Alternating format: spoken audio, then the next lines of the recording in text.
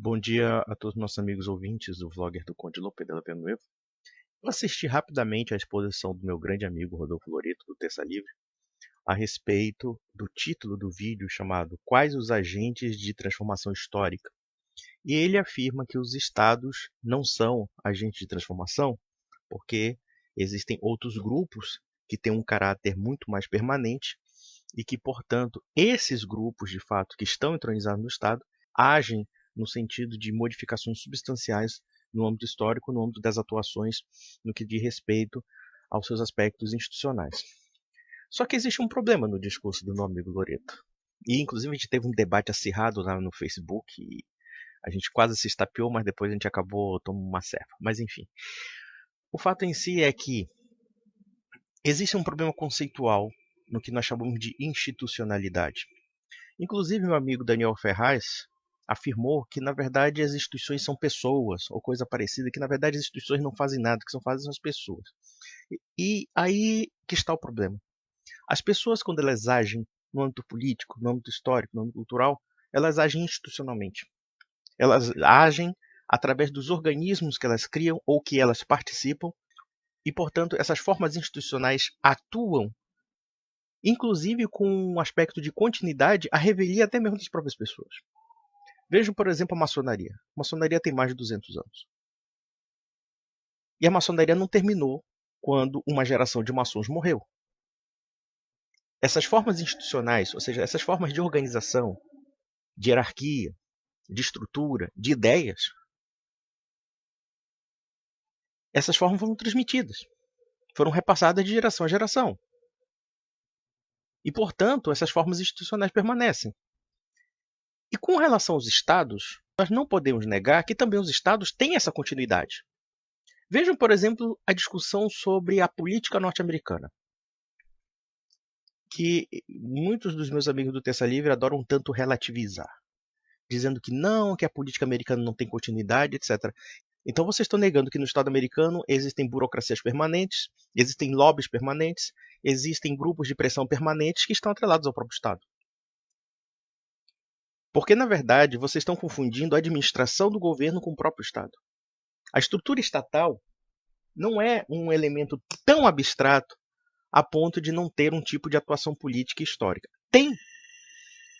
E o fato do Estado, muitas vezes, ser destruído, ou ser extinto, ou coisa parecida, isso também se aplica a próprios movimentos.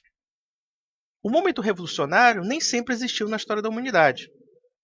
O movimento comunista, o movimento nazista, o movimento fascista existiram dentro de determinado tempo. Mas ninguém pode negar que não houve alguma ação histórica em torno desses grupos. O mesmo se pode falar dos estados.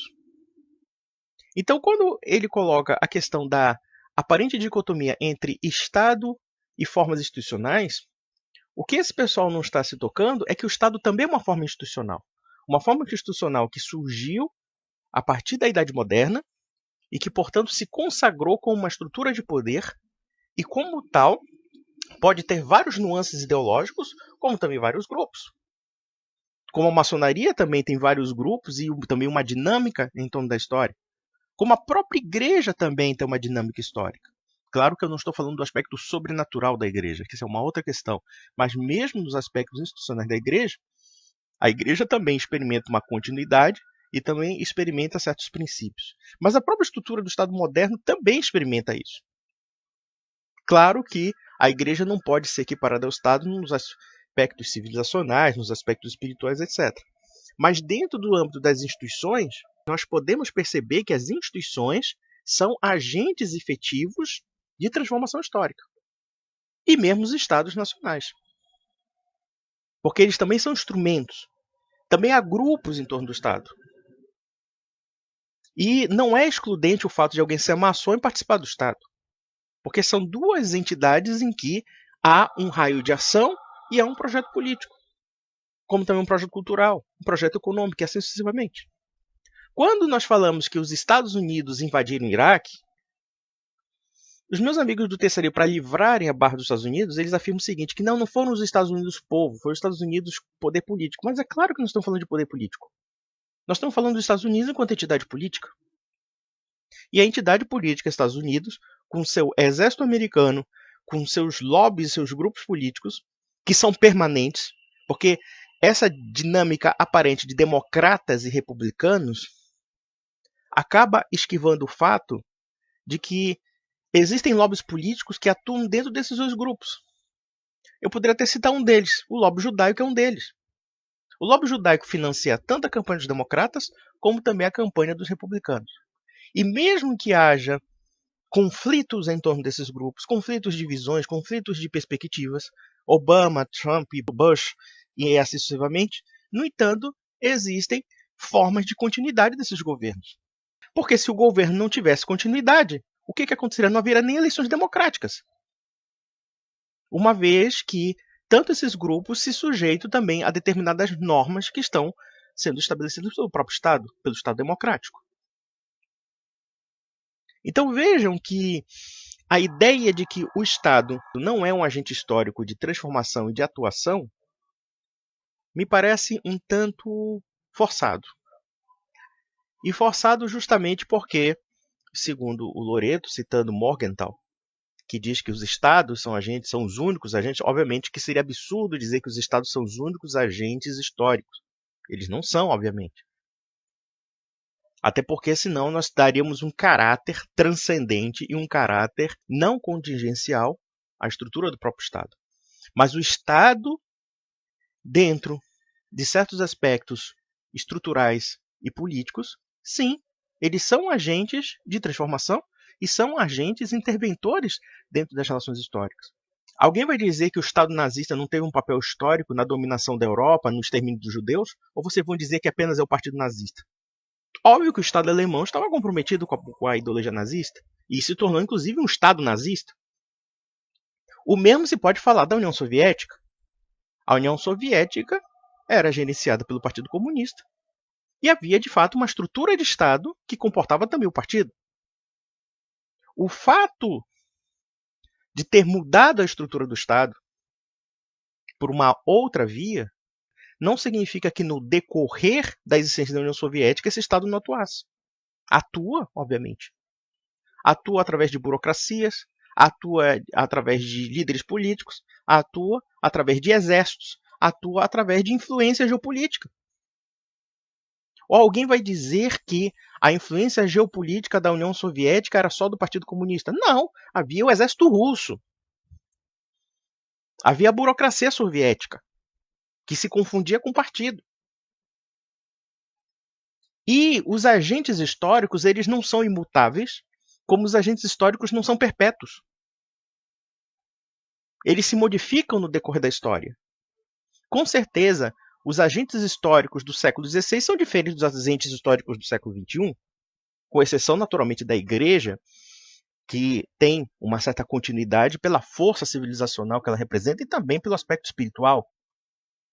Mas, fora isso, afirmar que os Estados nacionais não são agentes de transformação histórica, como se eles fossem elementos neutros, elementos abstratos demais, é negar a atuação desses próprios Estados.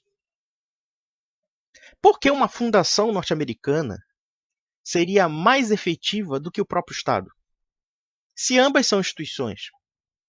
E observe que uma fundação norte-americana por si mesma não atua. Ela precisa do apoio da classe política e da burocracia que está entronizada no Estado. Então você percebe dois agentes políticos, dois agentes de transformação histórica. Então querer negar ao Estado, afirmando que o Estado é apenas um mero instrumento, quando na verdade é só você observar, por exemplo, o fato do corporativismo da burocracia estatal. Alguém vai dizer que esse corporativismo não tem espírito de corpo, esse corporativismo não tem formas institucionais permanentes, estabelecidas, consolidadas? Observe o próprio Bolsonaro tentando fazer a reforma da Previdência. Qual é o problema de fazer a reforma da Previdência? Vocês vão dizer que o Estado é uma entidade abstrata, nesse sentido, de não ter nenhum tipo de atuação? Obviamente que tem. Já começa a conflitar com os próprios funcionários. Porque são esses funcionários que permanecem quando o Bolsonaro ir para cá, voltar para casa. Quando acabar o governo dele. O que vocês não estão percebendo é que a sociedade comporta vários agentes políticos, de vários matizes, que podem ser dentro e fora do Estado, que podem ser dentro do poder econômico, do poder político, etc. Então, afirmar, por exemplo, que o Rockefeller é mais agente político do que o próprio Estado, quando, na verdade, a família Rockefeller tem uma área de atuação no máximo de 100 anos, quando o Estado americano tem mais de 200 anos, e vocês parecem que não querem ver o fato de que a estrutura própria do poder norte-americano, fundada nos alicerces da maçonaria, fundada nos alicerces do liberalismo, fundada nos alicerces do processo revolucionário iluminista e também mesclado com um certo messianismo do destino manifesto norte-americano, que no caso é a mescla de visão calvinista com ideologias revolucionárias, nós vamos exportar democracia para todo mundo, etc. E isso, naturalmente, é uma ideologia de um agente de transformação histórica. Ou vão negar isso? Ou vão negar que os Estados Unidos, enquanto nação, historicamente falando, enquanto entidade política permanente, não teve nenhuma atuação no processo revolucionário que aconteceu no mundo nos últimos 200 anos. Já começa pelo fato de que os Estados Unidos e também a Grã-Bretanha, por influência do liberalismo, da maçonaria e etc., destruíram os impérios católicos. Império Português e Império Espanhol. As guerras de independência na América Espanhola, como também o processo da independência do Brasil, tiveram a influência da Inglaterra e um apoio tácito dos Estados Unidos. E quando nós falamos de imperialismo americano, e isso se torna até um chavão esquerdista, mas não podemos negar que os Estados Unidos são império. E até pelo fato de que, sendo uma potência militar, uma potência econômica, uma potência política de expressão mundial, não seria diferente. Exportar democracia, exportar liberalismo, exportar Estado laico, exportar American Way of Life, ou então exportar a sociedade de consumo e assim sucessivamente, sim, são formas imperiais. Formas em que uma nação tenta remodelar todos os conceitos em torno dela. Tenta remodelar a humanidade em torno dela. E quando nós estamos falando de nação, claro, nós estamos falando de quê? De organismos institucionais. Organismos representativos daquela nação. Pelas quais a nação se manifesta. Ou pelo menos aquelas pessoas mais importantes e mais influentes se manifestam. Obviamente que eu não estou falando do Zé Povinho americano, do Zé Povinho brasileiro. Eu estou falando das formas institucionais que consagram aquela sociedade. E vão dizer que o Estado americano não tem essa área de atuação? Porque o que me parece é que esse argumento de dizer que não são os Estados Unidos, mas são apenas entidades entronizadas nos Estados Unidos, é uma forma de tentar isentar a própria formação da sociedade americana no âmbito político. Mas é só estudar. Meu querido Loreto, você é católico, você sabe que a maçonaria não vale nada, porra. Ou você vai dizer que a maçonaria americana é diferente de qualquer outra maçonaria do mundo? Que agora os Estados Unidos criaram uma maçonaria bonitinha, lindinha e maravilhosa que não tem projetos imperiais e não tem projetos culturais de ordem global. Você vai negar isso? Obviamente que não. A minha resposta é porque, de fato, aquele vídeo foi inspirado no debate que eu tive com o Loreto. Debate respeitoso, porque, claro que o Loreto às vezes é um italiano, o italiano às vezes tem sangue quente, explosivo. Eu também tenho um sangue holandês um tanto esquentado, mas há um respeito mútuo e eu estou publicando esse vídeo não para desmerecer o Terça Livre, o trabalho deles, mas apenas para dar uma resposta com relação às questões que foram explanadas. E vejam, os homens não são entidades isoladas e abstratas. Essa ideia de que o indivíduo faz tudo sem ter nada ao seu redor é uma invenção ficcional do liberalismo.